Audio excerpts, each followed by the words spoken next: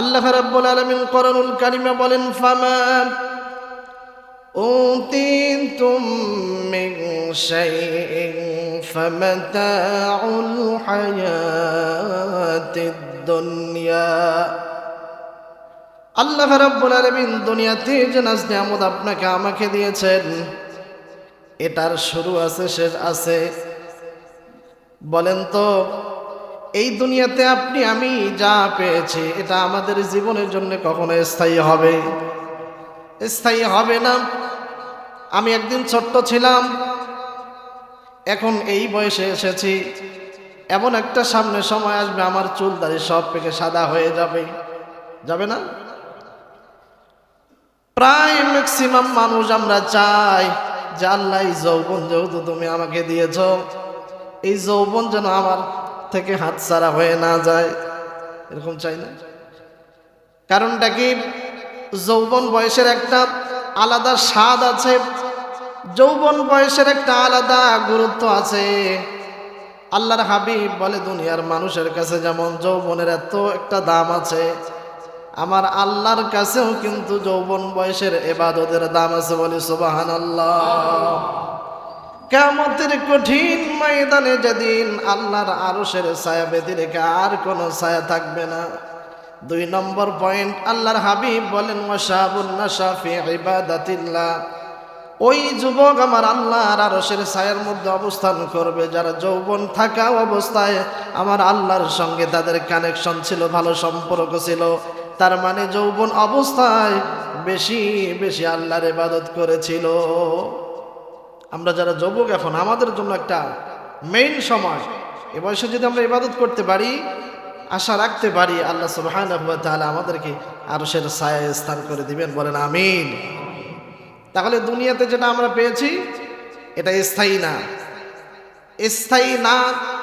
যার কারণে অনেক মানুষ নামাজ পড়ে, ওই মানুষটাও কিন্তু সূর্যের আলো গ্রহণ করে, তাপ গ্রহণ করে। একজন বেনামাজি, সেও কিন্তু সূর্যের তাপ গ্রহণ করে, আলো গ্রহণ করে। প্রক্ষান্তরে দেখেন, একজন নাফরমান নামাজ পড়ে না, একজন বেধর্মী আল্লাহকে বিশ্বাস করে না, একজন বেদিন তারা আল্লাহকে বিশ্বাস করে না। বলেন তো, সূর্যের আলো থেকে তারা কি বঞ্চিত আছে? সূর্যের আলো, চন্দ্রের আলো, যত নিয়ামত আল্লাহ দিয়েছেন, এখানে আল্লাহ কোনো পার্থক্য করেননি। কে নামাজ পড়ে, কে পড়ে না, কে মুসলমান, কে খ্রিস্টান, কে অমুসলিম, আমার আল্লাহ এইভাবে বিবেচনা করেননি। কারণ এই নিয়ামত আমার আল্লাহর কাছে এটা হচ্ছে ক্ষণস্থায়ী জায়গার জন্য। এই জন্য নামাজ কে পড়বে, কে পড়বে না, কে মুসলমান, কে অমুসলিম, আমার আল্লাহ এই বিভেদ রাখেননি। সবাইকে তার নিয়ামতগুলো সমানভাবে দিয়ে যাচ্ছেন। বলেন সুবহানাল্লাহ। কত নিয়ামত দিয়েছে কলোনিবাসী, বলেন তো। আল্লাহ যে নিয়ামতগুলো দিয়েছে, এগুলোকে আমরা বর্ণনা করে শেষ করতে পারবো? পারবেন আপনারা? আল্লাহ রাব্বুল আলামিন আজ থেকে ১৫০০ বছর উপরে কোরআনুল কারীমে রেকর্ড করে জানিয়েছেন, ওয়া ইন তাউদ্দু নি'মাতাল্লাহি লা তুহসুহা। বান্দারে, যত নিয়ামত তোমাদেরকে আমি দিয়েছি, এটা কোনো দিন তোমরা গণনা করে শেষ করতে পারবে না। বলি সুবহানাল্লাহ। আপনি আমি চোখে যেটা দেখি আর চোখে যেটা দেখি না, আমার আল্লাহ অসংখ্য অগণিত নিয়ামত আপনাকে আমাকে দিয়েছেন। নিয়ামত পাওয়ার পরে আপনার আমার করণীয় কি? আল্লাহ বলেন, লাইন শাকারতুম, বান্দা আমার নিয়ামত পাওয়ার পরে তুমি যদি নিয়ামতের শুকরিয়া আদায় করো, লাযিদান্নাকুম, আমি আল্লাহ তোমার নিয়ামত আরো বাড়ায় দেব। বলি সুবহানাল্লাহ। আল্লাহর কাছে আপনি আমি প্রশ্ন রাখতে পারি, আল্লাহ যেহেতু দুনিয়াতে তুমি সবাইকে সমানভাবে দিচ্ছ, একজন নামাজ পড়ে, একজন পড়ে না, একজন মুসলমান, একজন অমুসলিম, সবাইকে সমানভাবে দিচ্ছ। আল্লাহ বলেন, বান্দা দুনিয়াতে সবাইকে সমানভাবে দিচ্ছি, কিন্তু আমি আল্লাহর স্থায়ী তোমাদের জন্য এমন একটা জায়গা অবস্থান করছে, অপেক্ষা করছে, যেই জায়গার মধ্যে কেবলমাত্র শুধুমাত্র আমি আল্লাহর মনোনীত বান্দা যারা, কেবলমাত্র তারাই নিয়ামত প্রাপ্ত হবে। বলি সুবহানাল্লাহ। দুনিয়াতে সবাই পাচ্ছি, কিন্তু আল্লাহ বলেন, ওমা ইনদাল্লাহ, আমার কাছে আরো আছে। তার মানে দুনিয়াতে যেটা পেয়েছি এটাই শেষ নয়, আমার আল্লাহর কাছে আরো রিজার্ভ রয়ে গেছে। বলেন সুবহানাল্লাহ। আল্লাহর কাছে আরো আছে। আল্লাহর কাছে কি আছে বলেন তো? আল্লাহ বলেন বান্দা ওয়ায়ালামু মা তুখফুনা ওয়া মা তু'লিনুন, এরকম একটা আয়াত আল্লাহ সুবহানাহু ওয়া তাআলা বলেন বান্দা এমন কিছু তোমার জন্য অপেক্ষা করছে, এমন কিছু তোমার জন্য আমি আল্লাহ রেখে দিয়েছি যেটা কোনোদিন কেউ কখনো ধারণাও করতে পারেনি। বলি সুবহানাল্লাহ। দুনিয়াতে আপনি আমি যেটা পেয়েছি এটা হাতছাড়া হয়ে যাবে, এটা শেষ হয়ে যাবে। আল্লাহ বলেন বান্দা আখিরাতে আমার মুত্তাকিন পরহেজগার নেককার আমার মহব্বতের বান্দাদের জন্য যেটা অপেক্ষা করছে, তাদেরকে যেটা দেব এটার শুরু আছে, এটার কোনোদিন শেষ হবে না। বলি সুবহানাল্লাহ। যা পাবো সেটা হবে স্থায়ী। এখন বলেন তো স্থায়ীর জন্য কাজ করা দরকার নাকি অস্থায়ীর জন্য কাজ করা দরকার? আমরা করি কোনটা? যেটা স্থায়ী না। যেটা স্থায়ী না এখন আছে, কিছুক্ষণ পর নেই। অনেক মানুষ হয়তো এখানে আমরা থাকতে পারি, যে এখান থেকে বাড়ি যেতে পারবো না, তার আগেও হয়তো আমার মৃত্যু আসতে পারে, পারে না? এতে আপনাদের সন্দেহ আছে? অনেক বক্তা স্টেজে কথা বলতে বলতেই ওখানেই জ্ঞান হারাচ্ছে, কিছুক্ষণ পরে শোনা যাচ্ছে মৃত্যুবরণ করেছে। অনেক মানুষ মসজিদে এসেছে নামাজ পড়ার জন্য, নামাজরত অবস্থায় দুনিয়া থেকে বিদায় হচ্ছে। তার মানে আপনাকে আমাকে দুনিয়া ছাড়া লাগবে, এটা নিশ্চিত, এতে কোনো সন্দেহ নাই। আছে? কোনো সন্দেহ নাই। তাহলে আপনার আমার কাজটা হবে আখিরাত কেন্দ্রিক। দুনিয়াতে যে কাজটা করব সেটা হবে আখিরাত কেন্দ্রিক। কিন্তু আজকে আমাদের প্রত্যেকটা কাজ হচ্ছে দুনিয়া কেন্দ্রিক, যার কারণে আমরা আখিরাত ভুলে যাচ্ছি, আমরা দুনিয়া নিয়ে ব্যস্ত হয়ে পড়ছি। ইমাম গজালি রহমাতুল্লাহ আলাইহি মানুষ যে দুনিয়াকে নিয়ে ব্যস্ত হয়ে এই দুনিয়ার মহব্বতে পড়ে হঠাৎ করে কবরে চলে যায়, এর একটা বাস্তব নমুনা তিনি একটা গল্পের মধ্যে উল্লেখ করেছেন। ইমাম গজালি রহমাতুল্লাহ আলাইহি বলেন, একজন মানুষ জঙ্গলের মাঝখান দিয়ে যাচ্ছে, হঠাৎ করে দেখতে পেল তার পিছনে একটা সিংহ তাকে তাড়া করছে। একটা সিংহ তার দিকে ছুটে আসতেছে। এই মানুষটা নিজের জীবন বাঁচানোর জন্য মানুষটা সামনের দিকে দৌড় দিয়েছে। দৌড়াতে দৌড়াতে সামনে দেখে পানিবিহীন একটা কুয়া দেখা যায়, সেই কুয়ার মধ্যে ঝাঁপ দিয়েছে নিজের জীবন বাঁচানোর জন্য। কুয়ার মধ্যে ঝাঁপ দেওয়ার পরে কুয়াতে দেখে ঝুলন্ত একটা রশি দেখা যায়। এই মানুষটা ঝুলন্ত রশির মধ্যে দু হাতে ধরে কোনো মতে ঝুলে আছে। কিন্তু সবচেয়ে দুঃখের বিষয় হচ্ছে যে সিংহটা তাকে তাড়া করেছে, ওই সিংহ কুয়ার উপরে, কুয়ার মুখে দাঁড়িয়ে আছে। মানুষটা লক্ষ্য করে দেখল আমি যে রশিতে ঝুলন্ত অবস্থায় আছি, কোনো মতে যদি উপরে উঠি তাহলে অবশ্যই এই সিংহ আমাকে থাবা দেবে, আমার তো আর বাঁচা হবে না। নিচের দিকে লক্ষ্য করে দেখে অনেক বড় একটা সাপ তাকে খাবার জন্য হা করে আছে। বলেন তো বিপদ আগের থেকে বাড়ছে না কমছে? এতক্ষণ বিপদ ছিল, সিংহ তাকে তাড়া করছে, এখন দেখে নিজের জীবন বাঁচানোর জন্য কুয়াতে ঝুলন্ত অবস্থায় দড়ি থেকে যদি একটুখানি ছেড়ে দেই, নিচে পড়ে গেলে সাপ আমাকে গ্রাস করবে, সাপ আমাকে খেয়ে ফেলবে। কঠিন একটা পরিস্থিতি। ইমাম গজালি রহমাতুল্লাহ আলাইহি বলেন, এই মানুষটা লক্ষ্য করতেছে যে ঝুলন্ত অবস্থায় যে দড়ির উপরে আছে, কোত্থেকে যেন দুইটা কালো, একটা কালো ইঁদুর একটা সাদা ইঁদুর এসে ঝুলন্ত সেই দড়িটার উপরে কুটকুট করে কামড় দিচ্ছে। বলেন তো বিপদ বাড়ছে না কমছে? একে উপরে সিংহ, নিচে সাপ, ঝুলন্ত অবস্থায় একটা রশিতে আমার জীবন বাঁচানোর জন্য আমি ঝুলে আছি। যেই রশিতে ঝুলন্ত অবস্থায় আছে এটাকে দুইটা ইঁদুর এসে কুটকুট করে কামড় দিচ্ছে। মানুষটার হয়রানি পেরেশানি আরো বেড়ে গেল। আল্লাহ বাঁচতে চাইলাম, বাঁচার জন্য কুয়াতে ঝাঁপ দিলাম, নিচে দেখি সাপ, উপরে সিংহ আমার জন্য অপেক্ষা করছে। ঝুলন্ত রশিটা আস্তে আস্তে কুটকুট করে সেই ইঁদুর এসে কেটে দিচ্ছে। বলেন তো মানুষটার হয়রানি বাড়বে না কমবে? ক্রমেই বাড়তেছে, মানুষটা হয়রান হয়ে যাচ্ছে। ইমাম গজালি বলেন কুয়ার এক সাইডে একটা গাছের ডালে অথবা একটা গাছের মধ্যে কিছু মৌমাছি সেখানে বাসা বেঁধেছে। মানুষটা লক্ষ্য করে দেখে সুন্দর মৌমাছি বাসা বেঁধেছে, সেখান থেকে মনে হচ্ছে হাত দিলেই মধু সংগ্রহ করা যাবে। মানুষটা কোনো মতে হাত সামনে অগ্রসর করে সেই মধুর চাক থেকে মধু একটুখানি সংগ্রহ করে নিজে খেয়েছেন। মধু এত স্বাদ লেগেছে, এই মধু এত ভালো লেগেছে, মধু খাবার চিন্তায় উপরে যে সিংহ, নিচে যে বাঘ, মাঝখানে ঝুলন্ত রশি কাটতেছে তার দুইটা ইঁদুর, মানুষটা এগুলোর কথা সব ভুলে গেছে। ইমাম গজালী রহমাতুল্লাহ আলাইহি বলেন, এই যে দুনিয়া নিয়ে আমরা ব্যস্ত হয়ে গিয়েছি, প্রতিনিয়ত আপনাকে আমাকে আমাদেরকে মৃত্যু কিন্তু ধাওয়া করতেছে না? আল্লাহ রাব্বুল আলামিন বলেন, আইনা মা তাকুনু ইউদরিকুমুল মাউত ওয়ালাউ কুনতুম ফি বুরুজিম মুশাইয়াদা।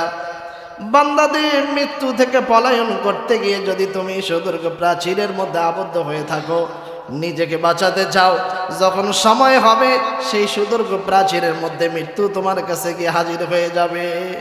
মৃত্যু থেকে পালানো যাবে সম্ভব নয়।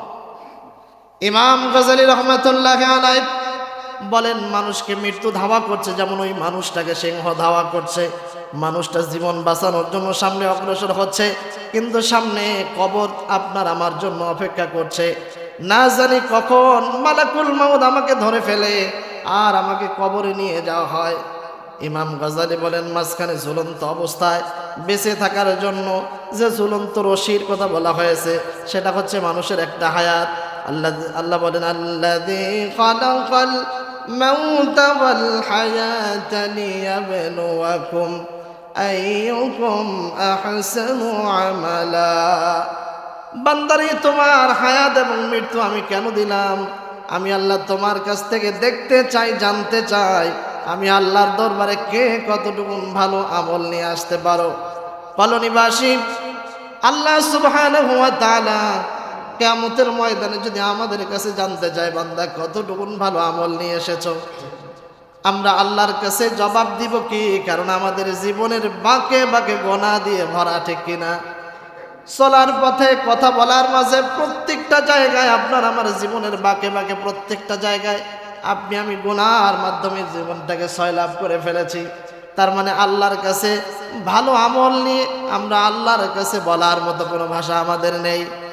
ইমাম গজালী রহমাতুল্লাহ আলাইহি বলেন, এই যে ঝুলন্ত রশি, তার মানে একটা হায়াত আমার আল্লাহ দিয়েছে। কাউকে 50 বছর, কাউকে 30 বছর, আবার কেউ দুনিয়াতে আসার পরেই মারা যায়। অনেকে আছে 100 বছর। তার মানে ঝুলন্ত যে রশিটাতে আমরা আছি।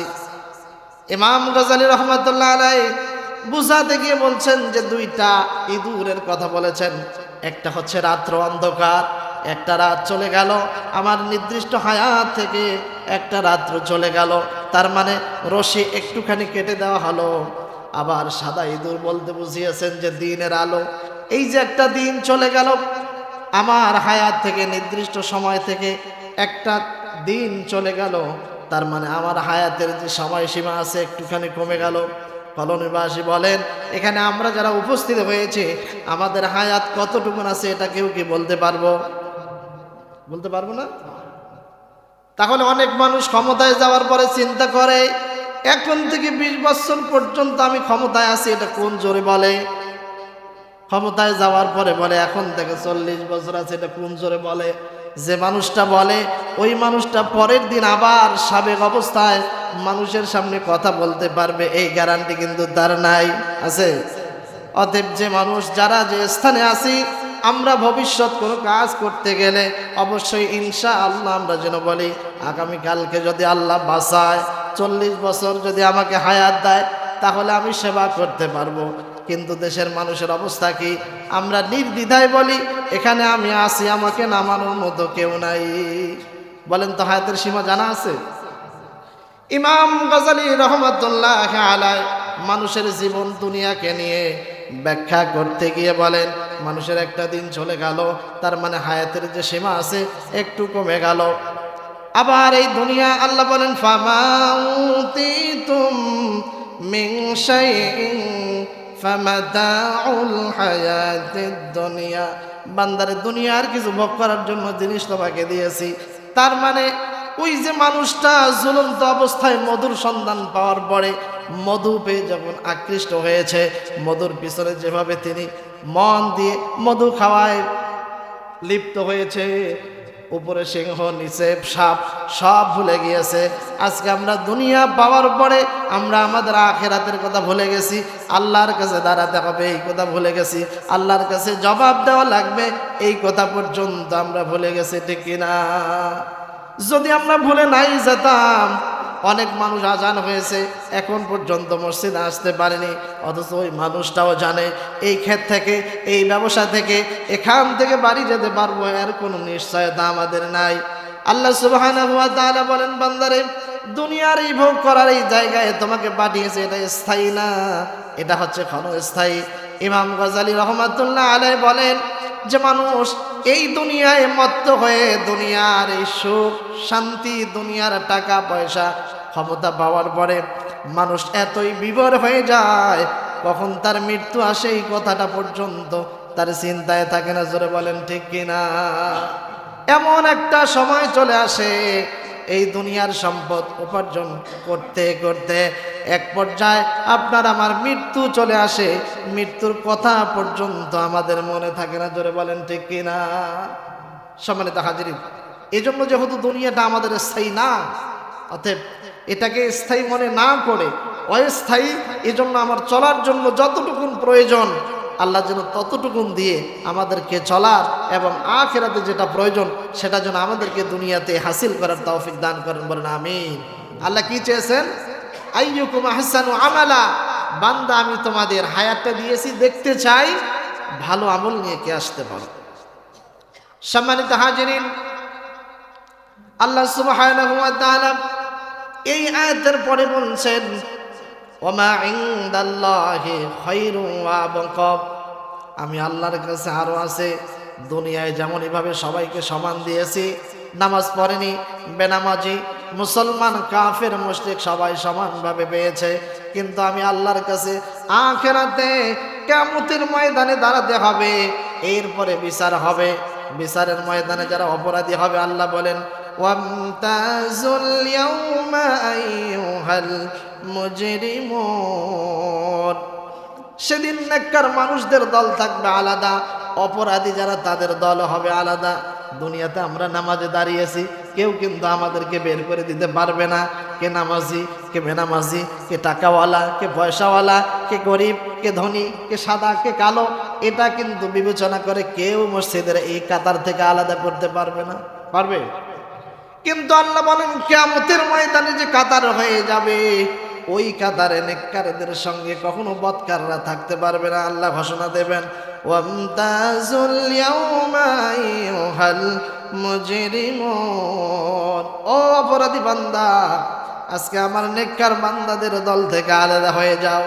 কলোনিবাসী সেই কঠিন কিয়ামতের ময়দানে যেদিন নবীরা পর্যন্ত ইয়া নাফসি বলবে, ওই কঠিন মুহূর্তে যদি আপনাকে আমাকে আল্লাহ বলে, বান্দা তুমি অপরাধী, আজকে আমার নেককার বান্দাদের দল থেকে আলাদা হয়ে যাও, তাহলে আপনার আমার আর বাঁচার উপায় আছে?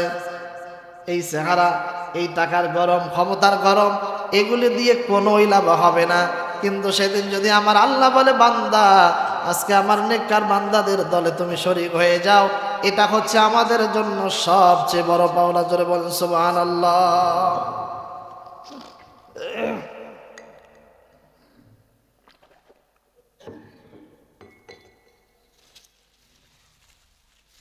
যে আয়াত আমি পড়েছি যে দুনিয়াতে আমরা যেটা পেয়েছি এটা স্থায়ী না।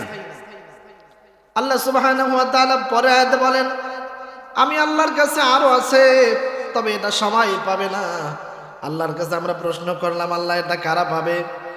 আল্লাহ সুবহানাহু ওয়া তাআলা বলেন, লিল্লাযীনা আমানু ওয়া আলা রাব্বিহিম ইয়াতাওয়াক্কালুন, আমার এই স্থায়ী নিয়ামত পাওয়ার জন্য বান্দা কমপক্ষে দুইটা গুণ তোমাদের ভিতরে থাকা লাগবে। বলেন তো কয়টা গুণ? কেমন স্থায়ী? আল্লাহ বলেন খায়র, এটা উত্তম, ওয়া আবকা, এটা হবে স্থায়ী। দুনিয়াতে যৌবন এসেছে, বয়সের ভারে যৌবন শেষ, কিন্তু যারা জান্নাতে যাবে এদের কোনোদিন যৌবন শেষ হবে না, বলেন সুবহানাল্লাহ। দুনিয়াতে আপনার বয়সের কারণে এমন একটা সময় আসে অন্যের উপরে ভর করে চলা লাগে। আল্লাহ বলেন, বান্দা যখন তুমি জান্নাতে যাবা তখন অন্যের উপরে ভর করা লাগবে না, আমি আল্লাহ তোমাকে পরিপূর্ণ তরতাজা যুবক বানায়া দিব, বলি সুবহানাল্লাহ। ওই যুবক যুবকেই থাকবে, কোনোদিন বুড়া হবে না, চুলদারি কোনোদিন সাদা হবে না, আবার বেশি খাওয়ার জন্য কখনো তাকে বাথরুমে যাওয়া লাগবে না। আল্লাহ বলে, বান্দা এটা হচ্ছে স্থায়ী নিয়ামত, এই নিয়ামত কিন্তু সবাই পেতে পারে না। আল্লাহর কাছে প্রশ্ন করে আল্লাহ উত্তর দেয়, 1 নম্বর লিল্লাযীনা আমানু, 1 নম্বর বান্দা গুণ থাকা লাগবে। দুনিয়াতে যেমন সবাই পেয়েছে, আমার আখিরাতে এই ময়দানে সবাই পাবে না। 1 নম্বর যারা আমি আল্লাহর উপরে ঈমান এনেছে তারা কেবলমাত্র শুধুমাত্র আমার স্থায়ী নিয়ামতের অধিকারী হয়ে যাবে, বলেন সুবহানাল্লাহ। তাহলে এই কথার দ্বারা অন্তত আমরা এতটুকু আশ্বাস ভরসা রাখতে পারি, আল্লাহ অন্তত আমরা ঈমান এনেছি, ঈমান আমাদের আছে, বলেন তো আছে না নাই? ঈমান যদি নাই থাকতো তাহলে তো মসজিদে আসতাম না, কি বলেন? আল্লাহ রাব্বুল আলামিন বলেন, ঈমান আনার পরে 2 নম্বর গুণ, ওয়া আলা রাব্বিহিম ইয়াতাওয়াক্কালুন। 2 নম্বর হচ্ছে ঈমান আনার পরে যারা কেবলমাত্র শুধুমাত্র একমাত্র আমি আল্লাহর উপরে ভরসা করে, বলেন তো ভরসা করা লাগবে কার উপরে? কিন্তু আমরা ভরসা করি কার উপরে? অনেক মানুষের সন্তান নাই, বিয়ে করেছে 10 বছর 15 বছর, বলেন তো আল্লাহর উপর আর ভরসা থাকে? কলোনি তো মনে হয় এরকম মানুষ নাই যে আল্লাহর কাছে আর চায় না, বিভিন্ন মাজারে যায়, বিভিন্ন বাবার কাছে গিয়ে বলে, বাবা একটা সন্তান দাও, ভাত কাপড় চাই না, অন্তত মাটিটা তো দেবে। এরকম মানুষ বলেন তো সমাজে আছে না নাই? অথচ আমরা যদি কোরআনুল কারীমের দিকে লক্ষ্য করি, হযরত ইব্রাহিম আলাইহিস সালাম দীর্ঘদিন সন্তান আল্লাহর কাছে চেয়েছেন। আল্লাহর কোরআন বলছে, রব্বি হাবলি মিনাস সালিহিন। আমাদের জাতির পিতা, মুসলমানদের জাতির পিতা ইব্রাহিম আলাইহিস সালাম আল্লাহর কাছে বারবার দোয়া করে আমাদেরকে শিক্ষা দিয়েছেন, আমার জাতির, আমার উম্মতেরা কোনোদিন সন্তানের জন্য মানুষের কাছে ধর্ণা দেওয়া লাগবে না। বলেন তো সন্তান দিতে পারে কে?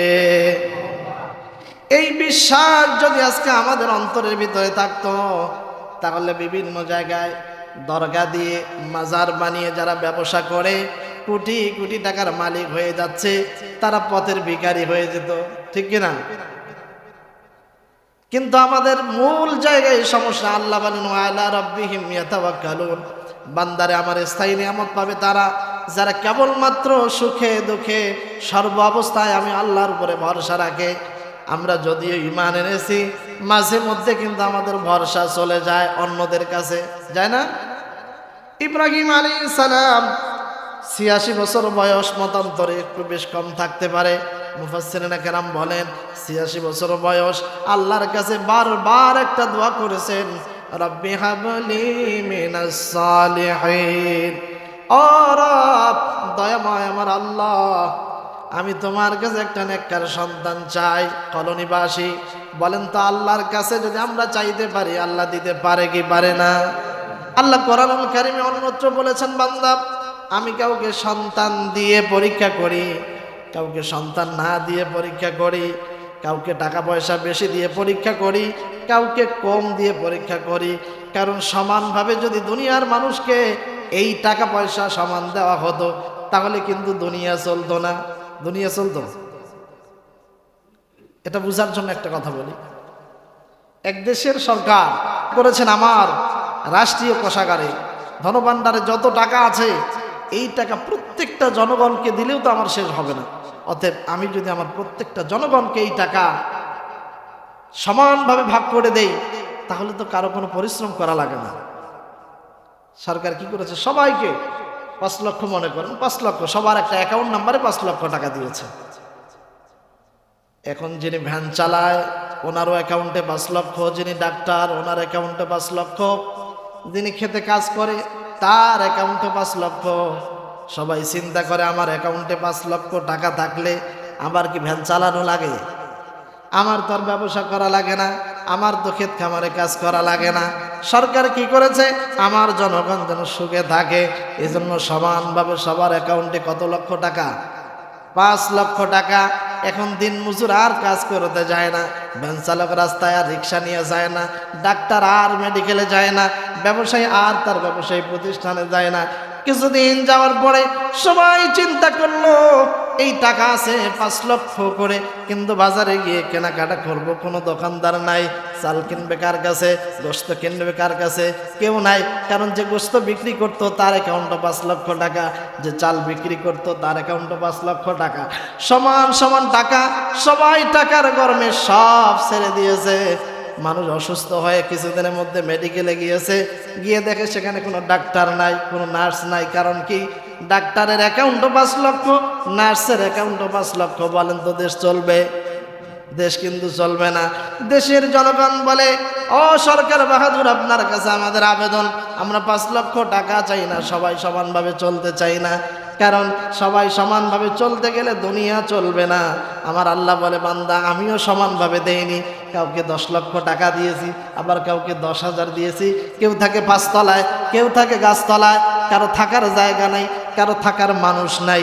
এরকম আমি আল্লাহ করে দিয়েছি। কেন বান্দা? এই দুনিয়াটা হচ্ছে একটা পরীক্ষার জায়গা। এই দুনিয়াতে পরীক্ষা দিয়ে এটার ফলাফল তোমরা ভোগ করবে আখিরাতে। বলেন তো, সমানভাবে সরকার বাহাদুর যখন দিয়েছে, শিক্ষা প্রতিষ্ঠান বন্ধ, মাস্টার আর স্কুলে যায় না, শিক্ষক আর প্রতিষ্ঠানে যায় না, ডাক্তার আর মেডিকেলে যায় না, ব্যবসায়ী তার ব্যবসায়ী প্রতিষ্ঠানে যায় না। অল্প দিনের মধ্যে দেশ অচল হয়ে যাচ্ছে, জনগণ হাহাকার শুরু করে দিয়েছে। বলছে সরকার বাহাদুর, আমরা টাকা চাই না, আমরা সবাই যার যার অবস্থানে ফিরে যেতে চাই, নিজে বাঁচতে চাই, অন্যদেরকে বাঁচাতে চাই। আল্লাহ বলেন, বান্দারে দুনিয়াতে আমি আল্লাহ সমানভাবে দেইনি।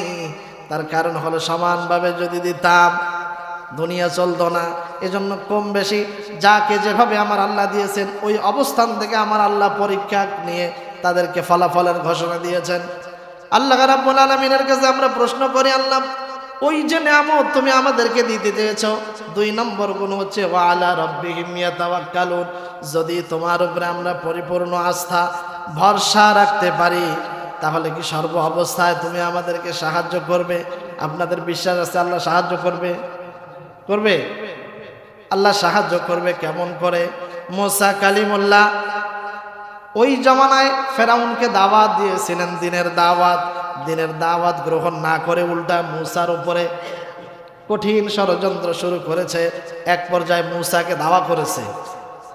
হযরতে মুসা কালিমুল্লাহর অনুসারী যারা, তারাও কিন্তু মুসা আলাইহিস সালামের সঙ্গে চলতে চলতে সামনে দরিয়া, 2 দিকে শত্রু, পিছনেও শত্রু, সামনে পড়ছে নীলনদ।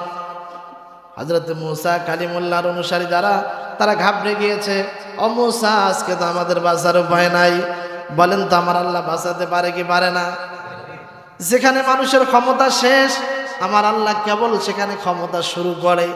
যেখানে মানুষের পাওয়ার শেষ, আমার আল্লাহর পাওয়ার কেবল সেখানে শুরু হয়। মুসা কালিমুল্লাহ সেদিন তার অনুসারীদেরকে বলছিল, তোমাদের চিন্তা নাই, কারণ আমার আল্লাহ আমাকে সাহায্য করবে। বলি সুবহানাল্লাহ। কঠিন বিপদে পড়ার পরেও নিরাশ না হয়ে আমরা যদি আল্লাহর কাছে আস্থা রাখতে পারি, আল্লাহর উপরেই কেবল নির্ভর করতে পারি, আশা করা যায় প্রত্যেকটা পদে পদে আমাকে আপনাকে আল্লাহ অবশ্যই সাহায্য করবে। কিন্তু তার আগে আল্লাহ দেখতে চায়, বান্দা তোমার ভরসা কতটুকু, তোমার ইমানের পাওয়ার কতটুকু।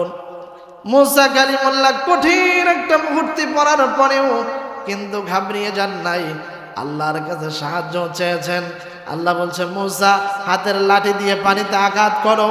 এত বড় নীল দরিয়ার মাঝখান দিয়ে আমার আল্লাহ তার মনোনীত বান্দাদেরকে বাঁচার জন্য রাস্তা তৈরি করে দিয়েছে। বলি সুবহানাল্লাহ। অনেক সময় কিন্তু আমরা ঘাবড়িয়ে যাই, আল্লাহ আর তো পারতেছি না। বলেন তো ঘাবড়ে যায় কিনা? যে আল্লাহ আর পারছি না, কত সহ্য করি, নির্যাতন কত সহ্য করি, আর তো পারতেছি না। আল্লাহ বলে, বান্দা এটাই তো আমার দেখার কথা, তোমার ইমানের উপরে অটল থেকে তুমি কতটুকু আমার উপরে আস্থা রাখতে পারো। কারণ আমি আল্লাহ, এটা দুনিয়ার বিষয়, কোনো বড় কোনো বিষয় না। আল্লাহ সাগরকে নগর বানাতে পারে। এই জন্য তো কবি কত সুন্দর করে বলেছে, নদীর একুল ভাঙ্গে অকুল গড়ে, এই তো নদীর খেলা, সকাল বেলার বাদশা তুমি, ফকির সন্ধ্যা বেলা। ঠিক কিনা? এই জন্য দুনিয়াতে অহংকার করার কোনো সুযোগ নাই। অহংকার কি নিয়ে? টাকা নিয়ে, পয়সা নিয়ে, ক্ষমতা দিয়ে, একটাও তো স্থায়ী না। অনেকে টাকার গরম দেখিয়েছিল, ক্ষমতার অহংকার দেখিয়েছিল, কিন্তু সর্বশেষ রেজাল্ট কি হলো? আল্লাহ বলেন বিজয় সর্বশেষ মুমিনদেরকে আমি দেব। আল্লাহ বলেন ওয়ালা তাহিনু ওয়ালা তাহজানু ওয়া আনতুমুল আ'লাউনা ইন কুনতুম মুমিনিন। অবশ্যই আমি তোমাদেরকে সাহায্য করব, তোমাদের চিন্তা নাই, তোমাদের ভয় নাই। তবে তোমাদের পূর্ব শর্ত হচ্ছে তোমাদেরকে পরিপূর্ণ মুমিন হওয়া লাগবে। কি হওয়া লাগবে? আমরা যদি পরিপূর্ণ মুমিন হতে পারি, আল্লাহর উপরে ঈমান আনার পরে পরিপূর্ণ আল্লাহর উপরে আস্থা রাখতে পারি, আল্লাহ বলেন যারা ঈমান আনার পরে আমার উপরে পরিপূর্ণ আস্থা রাখে, ভরসা রাখে, ওয়া আলা রাব্বিহিম ইয়াতাওয়াক্কালুন, আমার উপরে ভরসা করে, আমি আল্লাহ আখিরাতের স্থায়ী যে নিয়ামত, খায়র আবকা, একটা হচ্ছে উত্তম আর একটা হচ্ছে স্থায়ী, এই স্থায়ী নিয়ামতের অধিকারী আমার ঈমানদার, ধৈর্যশীল, আমার উপরে ভরসাকারী বান্দাবান্দি, তাদের জন্য আমার এই নিয়ামত বরাদ্দ করে দেব বলে সুবহানাল্লাহ। সম্মানিত হাজিরিন, তেলাওয়াতকৃত আয়াত আমি যেটা পড়েছি সেটা হচ্ছে আল্লাহ বলেন দুনিয়াতে যেটা আমি তোমাদেরকে দিয়েছি এটা স্থায়ী না। এটা আমরা বুঝি তো নাকি? এটা স্থায়ী না। টাকা, কোটি কোটি টাকা আপনার আছে, অনেক মানুষ আমরা দেখেছি কোটি টাকা ইনকাম করেছে, খাওয়ার সুযোগ হয়নি। অনেক মানুষ আমরা দেখেছি যে তার কোটি কোটি টাকার সম্পদ, কিন্তু ভোগ করার সুযোগ হয়নি। যারা এরকমটা করে গেলাম, দুনিয়াতে রেখে গেলাম, আল্লাহর পথে ব্যয় করতে পারলাম না, তারা তো বড় হতভাগা। কারণ কিয়ামতের ময়দানে এই সম্পদ দিয়ে কি হবে? আল্লাহ বলেন ইন্নাল্লাযীনা কাফারু লাউ আন্না লাহুম মা ফিল আরদি জামিআ ওয়া মিসলাহু মা'হু লিয়াফতাদু বিহি মিন আযাবি ইয়াউমিল কিয়ামা মা তুকব্বিলা মিনহুম। আল্লাহ বলেন যারা অস্বীকার করে আমি আল্লাহকে, এই কাফেরদেরকে যদি আসমান থেকে জমিনের ফাঁকা জায়গা যত নেয়ামত আছে, যত সম্পদ আছে, সবগুলোর যদি মালিক বানিয়ে দেওয়া হয়, আর এই সমপরিমাণ আরো যদি মাল তাদের হাতে দেওয়া হয়, এগুলো নিয়ে যদি আল্লাহর কাছে বলে আল্লাহ সব অর্থ সম্পদ তোমাকে দিলাম, মিন আযাবি ইয়াউমিল কিয়ামা, এই কিয়ামতের এই আযাব থেকে আমাকে একটু রক্ষা করো, আল্লাহ বলেন মা তুকব্বিলা মিনহুম, এই নিয়ামত, এই সম্পদ তার গ্রহণ করা হবে না, তার মানে আযাব কমানো হবে না।